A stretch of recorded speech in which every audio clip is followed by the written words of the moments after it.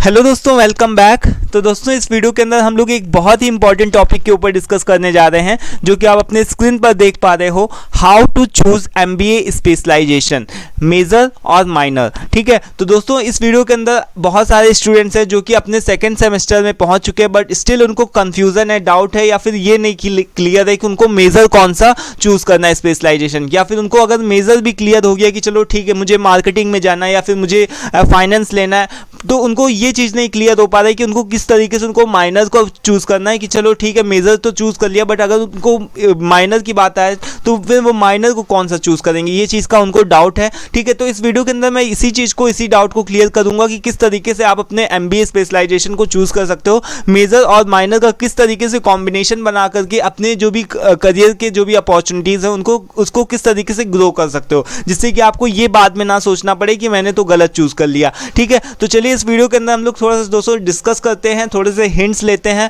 और उसके अलावा यहाँ पर से मैं आप लोगों को कुछ एक तरीके से ऐसा आइडियाज़ को दूंगा जिससे कि आप लोगों को थोड़ा सा माइंड सेट बन जाएगा कि किस तरीके से आपको स्पेशलाइजेशन, कौन से स्पेशलाइजेशन को चूज़ करना है। इसी हिसाब से आप स्टडीज़ को कंटिन्यू करोगे। ठीक है, तो चलिए स्टार्ट करते हैं। यहाँ पर देखो एमबीए स्पेशलाइजेशन, आप कौन कौन से स्पेशलाइजेशन से एमबीए कर सकते हो। तो देखा जाए सबसे पहले नंबर पे आता है कि ह्यूमन रिसोर्स मैनेजमेंट। ठीक है, ये तो बहुत पुराना है और बहुत ही मतलब वेल नोन, एकदम कॉमन सा है। बहुत सारे ऐसे लोग हैं जो कि ह्यूमन रिसोर्स से करते हैं, और इनका कुछ लोगों का ऐसा भी माइंडसेट होता है कि जो ह्यूमन रिसोर्स लेते हैं वो केवल लड़कियां लेती हैं, लड़के नहीं लेते। बट ऐसा कुछ भी नहीं है, आप अपने इंटरेस्ट के हिसाब से, आप अपने फील्ड के हिसाब से चूज कर सकते हो। ह्यूमन रिसोर्स के अंदर दोस्तों आपको ह्यूमंस के साथ में आपको इंटरपर्सनल स्किल्स जो भी होती हैं वो सारी मैटर करती हैं, आपकी कम्युनिकेशन स्किल मैटर करती है। ठीक है, इसके अलावा आपकी पर्सनैलिटी, ओवरऑल पर्सनैलिटी की बात की जाए, जैसे आपने पढ़ा था मैनेजमेंट कॉन्सेप्ट ऑर्गेनाइजेशनल बिहेवियर के अंदर कि जो भी मैनेजर्स की कौन कौन सी रिस्पॉन्सिबिलिटी होती है, प्लानिंग, ऑर्गेनाइजिंग,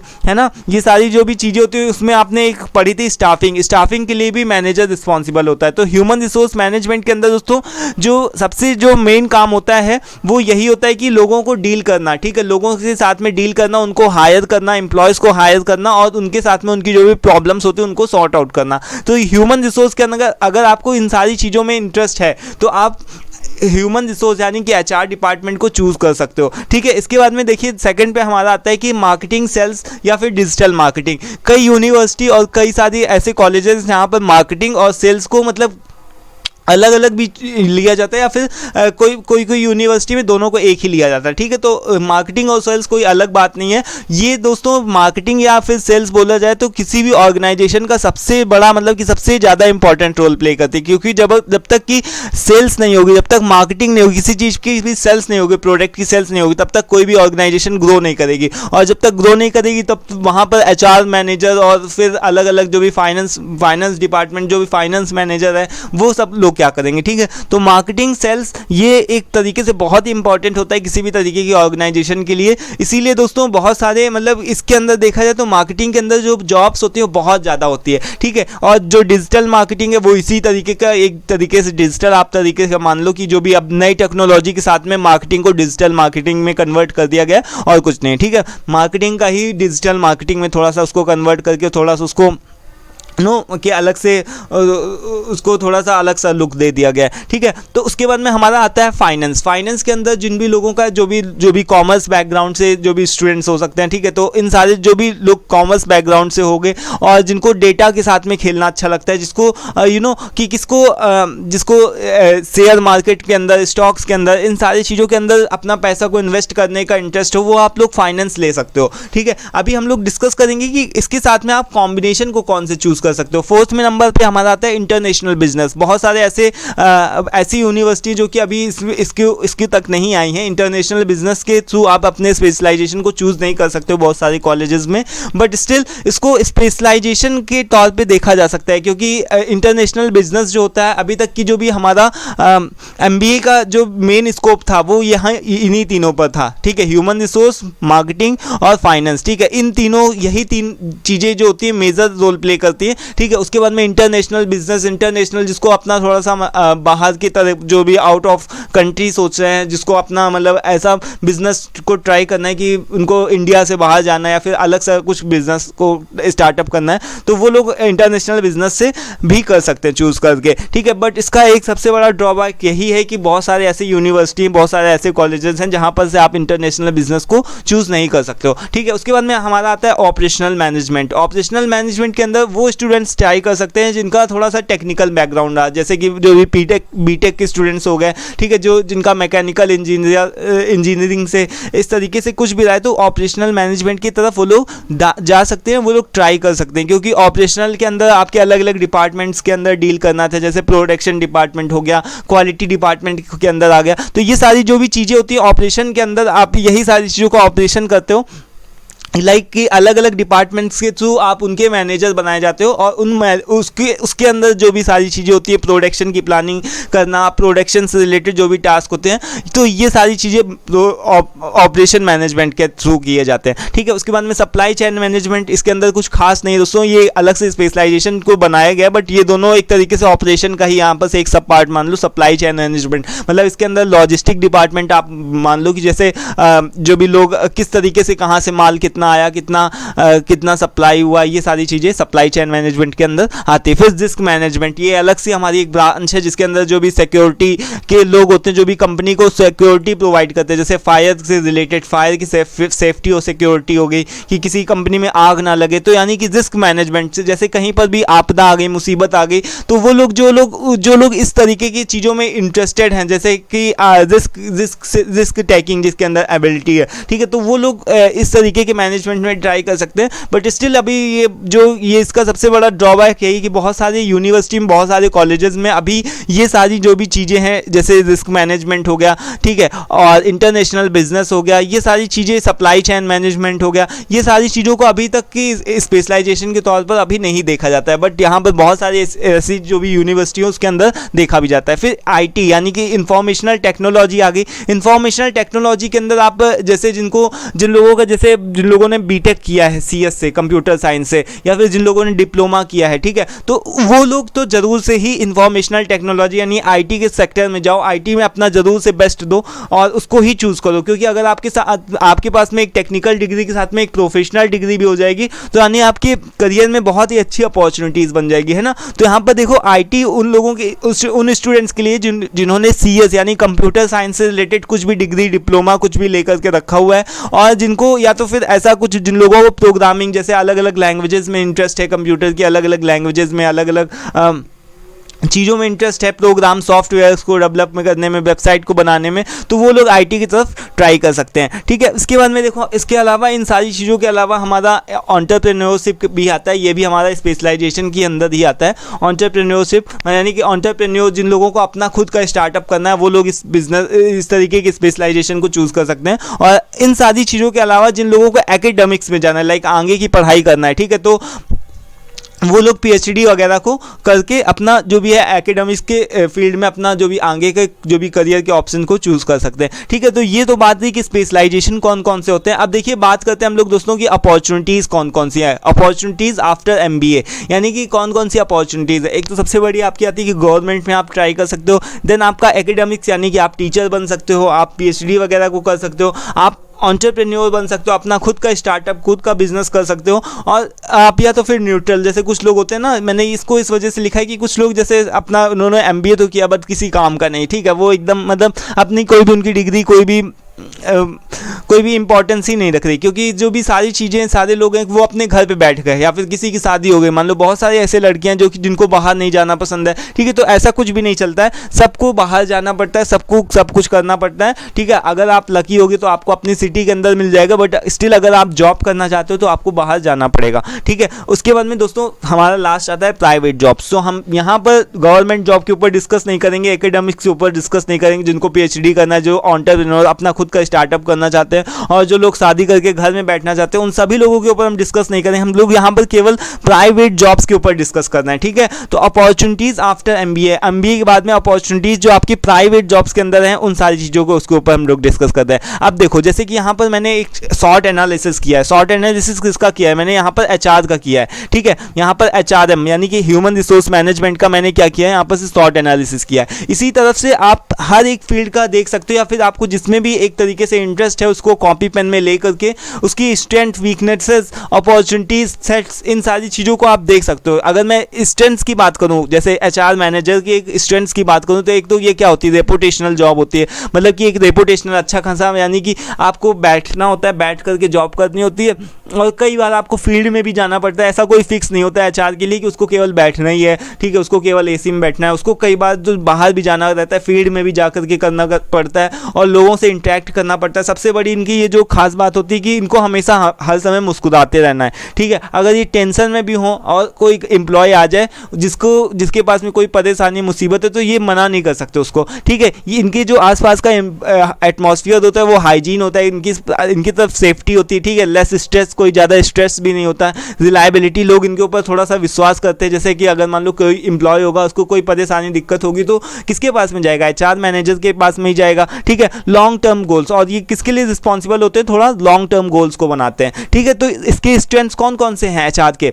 ये सारे हो गए। बट वहीं पर अगर हम वीकनेसेस की बात करें तो यहाँ पर एक जो लेंथी प्रोसेस बहुत होता है, यानी कि एक जैसे लेंथी प्रोसेस का मतलब कि जो एक एचआर मैनेजर होता है उसको क्या बहुत सारी चीज़ों को करना पड़ता है। जैसे उसको ट्रेनिंग डेवलपमेंट के लिए भी रिस्पॉन्सिबल है, ठीक है। लोगों को हायर भी करेगा, वो लोगों को ट्रेनिंग और डेवलपमेंट भी करेगा, इसके साथ में लोगों का रिक्रूटमेंट प्रोसेस भी करेगा। उनके अंदर जो भी एम्प्लॉयज़ के अंदर कोई भी दिक्कत, समस्या आ गई तो उनको भी सॉल्व करना है। तो यानी कि बहुत ज़्यादा मतलब लेंथी प्रोसेस है। पूरी कंपनी का ओवरऑल सब कुछ देखना पड़ता है एक हिसाब से देखा जाए, यानी कि कोई कल्चरल इवेंट करवाना हो तो इनके लिए भी एचआर जो होता है रिस्पॉन्सिबल होता है। फिर देखो लो एम्प्लॉय मोरल, मतलब कि अगर ये इसके लिए भी रिस्पॉन्सिबल है कि जैसे मान लो अगर आपकी कंपनी के अंदर जो भी एम्प्लॉयज़ हैं, अगर उनके अंदर मोरल की कमी है, यानी कि अगर उनके अंदर बहुत ही एक्साइटमेंट नहीं काम को लेकर के, वो अपने काम को लेकर के ईमानदार नहीं, वफादार नहीं है, ठीक है। तो यहाँ पर ये चीज़ शो करता है कि वहाँ का एचआर डिपार्टमेंट सही से अपना काम नहीं कर रहा है। और इसकी एक सबसे बड़ी वीकनेस ये है कि जिन लोगों का कम्युनिकेशन स्किल है अच्छा है,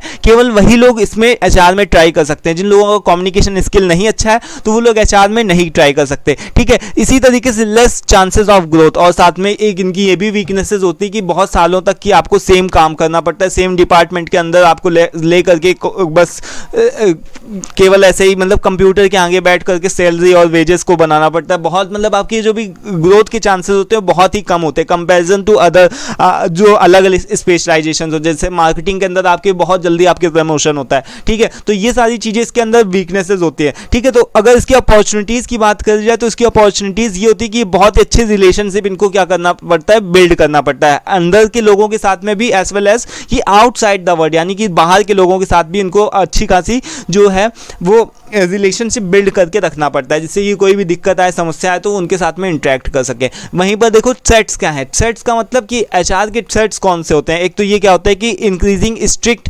एम्प्लॉयमेंट लॉज। ये क्या करते हैं कि मतलब जो भी बहुत मतलब बड़े बड़े नियम कानून बनाते हैं कि कोई भी है एम्प्लॉय इतने बजे से लेट नहीं होना चाहिए। तो ये सारी जो भी लॉज होते हैं, लेट नहीं होना चाहिए, कोई मिसकंडक्ट नहीं होना चाहिए, एम्प्लॉय को करना चाहिए। तो ये सारी जो भी होते हैं लॉज को, बहुत सारे नियमों को बनाते हैं। और कई बार ऐसा होता है कि जो एम्प्लॉय होते हैं उनके नियम कानून को नहीं मानता है, तो ये इनके कुछ एक थ्रेट्स हो गया। और फिर वहीं बात कर दी जाए सैलरी और वेजेस की, जैसे लेस सैलरी पैकेज, ठीक है, कंपैरिजन टू अदर मॉड्यूल्स। जैसे कि अलग अलग जैसे देखा जाए तो इसके जो भी सैलरी पैकेज होता है एचआर का वो थोड़ा सा कम होता है अदर स्पेशलाइजेशंस को देखते हुए, ठीक है। अगर आप मार्केटिंग में जाओगे, मार्केटिंग को ट्राई करोगे, इंटरनेशनल बिजनेस को ट्राई करोगे तो उसमें आपका सैलरी पैकेज बहुत ज़्यादा होता है, ठीक है। तो ये कुछ इस तरीके से आप शॉर्ट एनालिसिस को कर सकते हो, जिस भी फील्ड में आपका इंटरेस्ट है, जिस भी फील्ड में आप जाना चाहते हो, ठीक है। इस तरीके से आप अपना शॉर्ट एनालिसिस करके अपने हिसाब से अपने डिसीजन को ले सकते हो कि स्ट्रेंथ क्या है, उसकी वीकनेसेस क्या है, अपॉर्चुनिटीज़ क्या है, थ्रेट्स क्या है। इस हिसाब से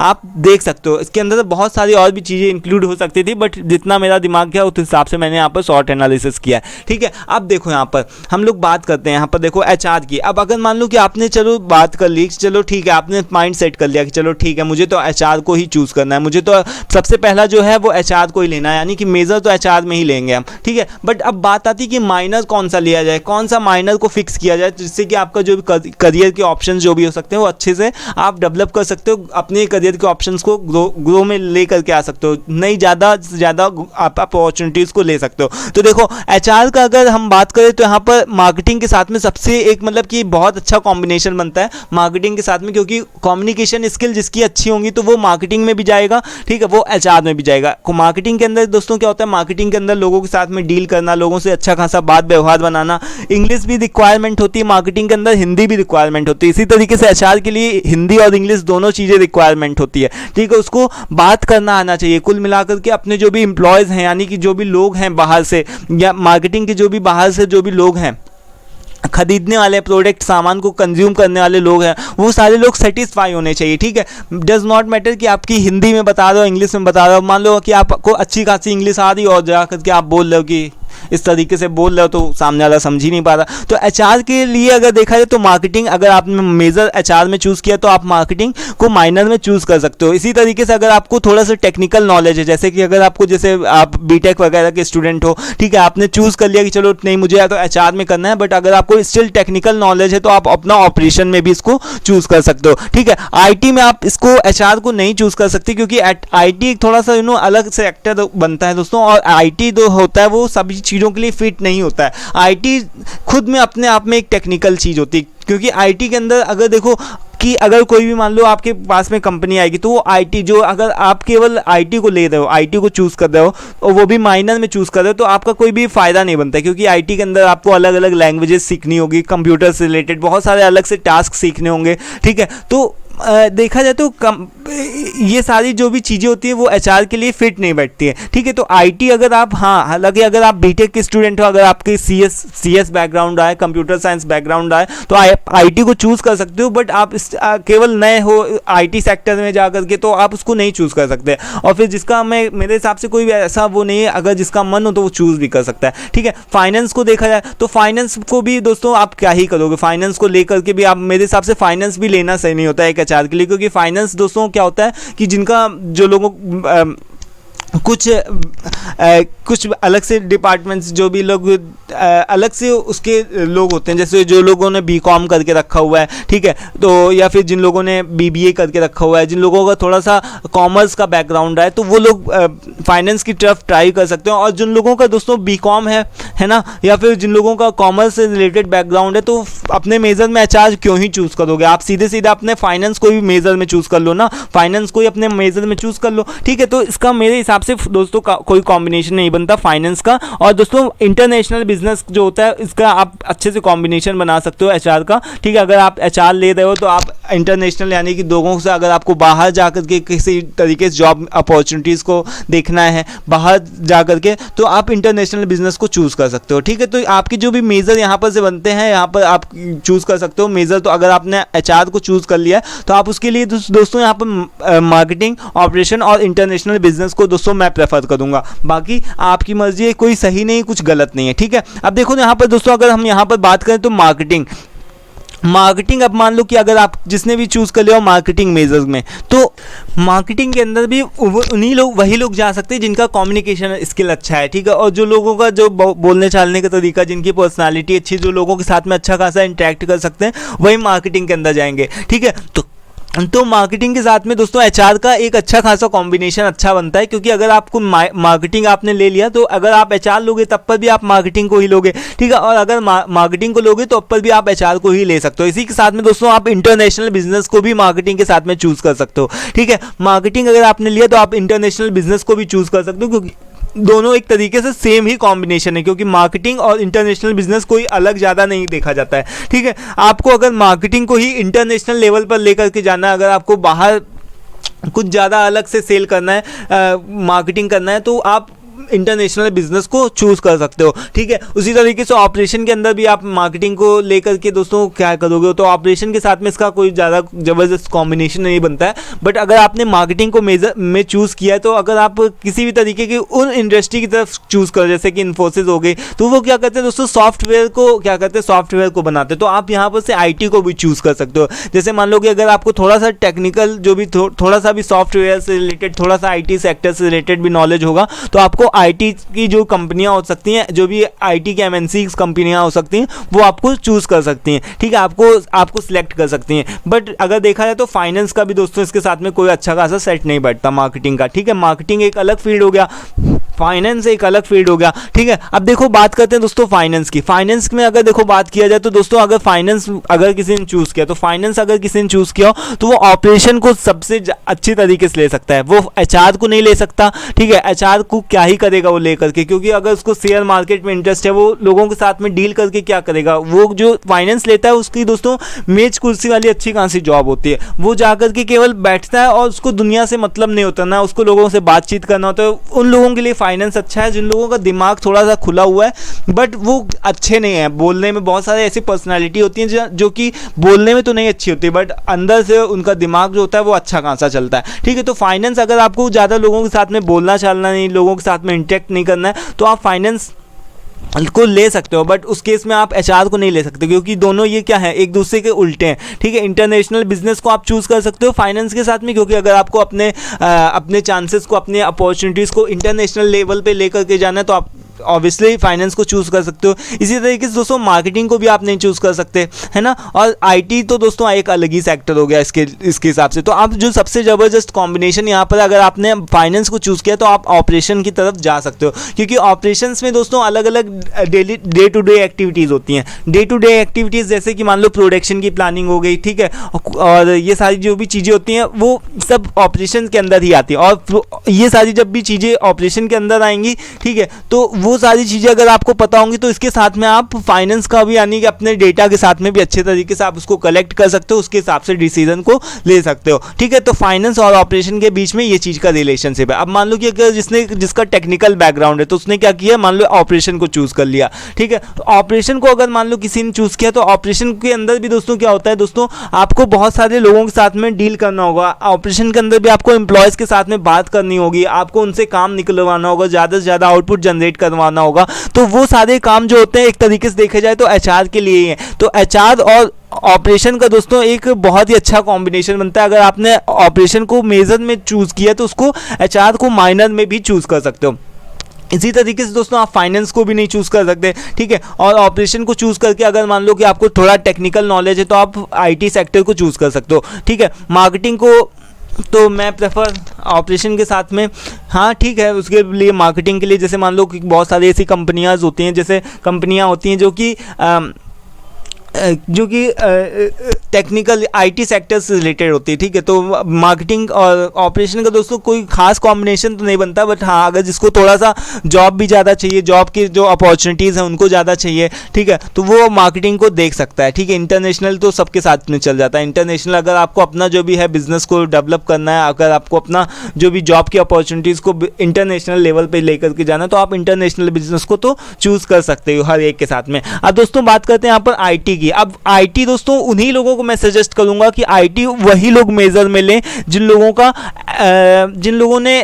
का कंप्यूटर साइंस हो, टेक्निकल जो भी बैकग्राउंड हो, वो क्या हो कि कंप्यूटर साइंस हो, जिसको लैंग्वेजेस के साथ में जो लैंग्वेजेस को अच्छी तरीके से जानता हो, फिर जिसको इंटरेस्ट हो, ठीक है। अगर आपको इसके अंदर अच्छा खासा नॉलेज नहीं होगा तो आप दोस्तों आईटी को मत ही लो उसको मेजर में, क्योंकि अगर आपने आईटी को ले लिया, ठीक है, अगर आपने आईटी को ले लिया केवल पास होने के पर्पज से, ठीक है, और बट अगर आपको वहाँ पर से आपको टेक्निकल नॉलेज नहीं, तो आपका जो करियर है वो बिल्कुल ही सही नहीं होने वाला है, ठीक है। क्योंकि अगर आपने आईटी को ले लिया और आपको उसका नॉलेज नहीं है तो फिर आपके लिए ही दिक्कत होगी, ठीक है। तो आईटी को अगर मान लो कि आपने मेजर में लिया, तो आईटी को मेजर लेने के लिए आप यहाँ पर इसका दोस्तों इंटरनेशनल बिजनेस को चूज़ कर सकते हो, क्योंकि अगर आपने आईटी को अगर आपने ले लिया है, ठीक है, तो आप इसको इंटरनेशनल बिजनेस तक लेकर के इसको चूज़ करके अपने जो भी है अपने चांसेस को, अपॉर्चुनिटीज़ को इंटरनेशनल तक लेकर के जा सकते हो, ठीक है। तो आईटी और इंटरनेशनल का दोस्तों एक अच्छा खासा कॉम्बिनेशन बनता है। बाकी सारी चीज़ें तो दोस्तों मैं प्रेफर नहीं करूँगा, इन दोनों को ही मैं प्रेफर करूँगा। और थोड़ा सा अगर देखा जाए तो आप आईटी के साथ में इसको ऑपरेशन को भी चूज़ कर सकते हो वैसे, ठीक है। अगर आपके पास में इंटरनेशनल का ऑप्शन नहीं है, इंटरनेशनल बिजनेस का, तो आप वहाँ पर से ऑपरेशन को चूज़ कर सकते हो, क्योंकि कई बार आपको बहुत सारी ऐसी चीज़ों से डील करना पड़ता है, जैसे ऑपरेशन के से रिलेटेड टास्क को भी, थोड़ा सा टेक्निकल चीज़ों के रिलेटेड टास्क को भी देखना पड़ता है। तो वहाँ पर से आप दोनों चीज़ों को आईटी के साथ में ऑपरेशंस को भी ले सकते हो, ठीक है। तो ये बात थी। तो दोस्तों आज के इस वीडियो में दोस्तों इतना ही रखते हैं दोस्तों। हम आई होप कि आपके जो भी डाउट्स थे वो सारे क्लियर हो चुके होंगे कि कौन से आपको कहाँ पर से कौन सा मेजर लेना है, कौन सा माइनर लेना है, ठीक है। तो दोस्तों इस तरीके से आप अपने हिसाब से चूज़ कर सकते हो। बाकी आप पास होने के पर्पज़ से आप कुछ भी ऐसा मत सोचो कि कौन सा सब्जेक्ट सरल है। अगर आपने अभी नहीं मेहनत करी तो आपको हमेशा आपको मेहनत करनी पड़ेगी, ठीक है। आपको पूरी लाइफ स्ट्रगल करना पड़ेगा। इससे अच्छा है दोस्तों आप थोड़ा सा अभी सोच लो, और अभी सोच करके थोड़ा सा आपने जो भी है न्यूमेरिकल्स पे वर्क करना स्टार्ट कर दो। नेक्स्ट वीडियो में हम लोग डिस्कस करेंगे कि हमारे कौन कौन सी ऐसी चीज़ें हैं जिसको हम लोग सेकेंड सेमेस्टर में पढ़ने वाले हैं, ठीक है। तो उसके लिए आप प्रिपेयर अपने हिसाब से आप तैयार रहो और सेकेंड सेमेस्टर की तैयारी करते रहो। आप सभी लोगों के एग्ज़ाम अच्छे से गए होंगे तो सबके रिजल्ट भी अच्छे से आ जाएंगे, ठीक है। और सेकेंड सेमेस्टर के लिए आप अच्छे से तैयार रहो, क्योंकि हमारे सेकेंड सेमेस्टर के अंदर टोटल 8 सब्जेक्ट हैं, ठीक है। तो इन सभी चीज़ों के बारे में हम लोग फिलहाल बाद में डिस्कस करेंगे, ठीक है। तो दोस्तों आज के इस वीडियो में इतना ही, मिलते हैं नेक्स्ट वीडियो में। Till then take care, thank you and bye. और वीडियो पसंद आया तो उसके लिए थैंक यू और उसको लाइक कर देगा, ठीक है। Thanks for watching this.